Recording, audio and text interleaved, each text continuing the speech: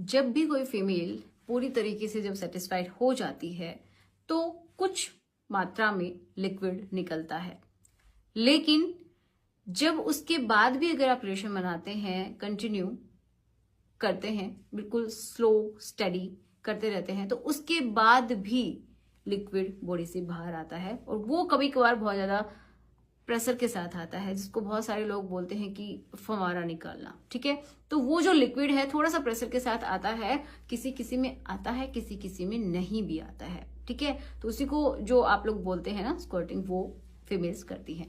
तो ऐसा किन फीमेल्स में होता है और किन में नहीं होता है, कहाँ से ये पानी आता है, उसकी भी हम बात करेंगे। ठीक है, तो चलिए शुरुआत करते हैं आज के इस वीडियो की।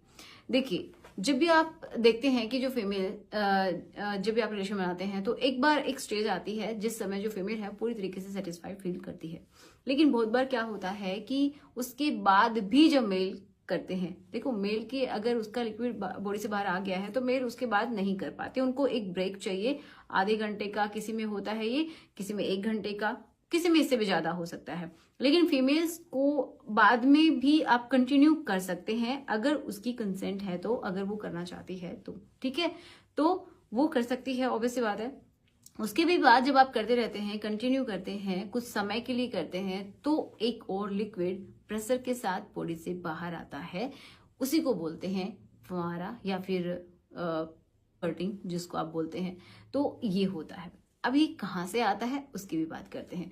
तो जो आप सेटिस्फेक्शन के लिए जब शुरुआत में करें तब आता है, वो आता है मेनली जो फीमेल का जो प्राइवेट हिस्सा है, जो ट्यूब है, उसके दोनों साइड में ग्लैंड्स होती हैं। ठीक है, उन जिनको बार्सलिन की ग्लैंड भी बोल दिया जाता है, तो उनके थ्रू ये लिक्विड आता है। कुछ जो ट्यूब में एक तरीके से लिक्विड रिलीज होता रहता है क्योंकि वो जरूरत होती है रिलेशन बनाने के लिए, तो वो लिक्विड आता है। तो उसकी वजह से किसी किसी में तो निकलता है, किसी में नहीं निकलता है। जब वो सेटिस्फाई फील करती हैं तो ये मेल्स की तरह नहीं होता है। ठीक है, बिल्कुल ही पानी के जैसा हल्का सा चिपचिपा हो सकता है।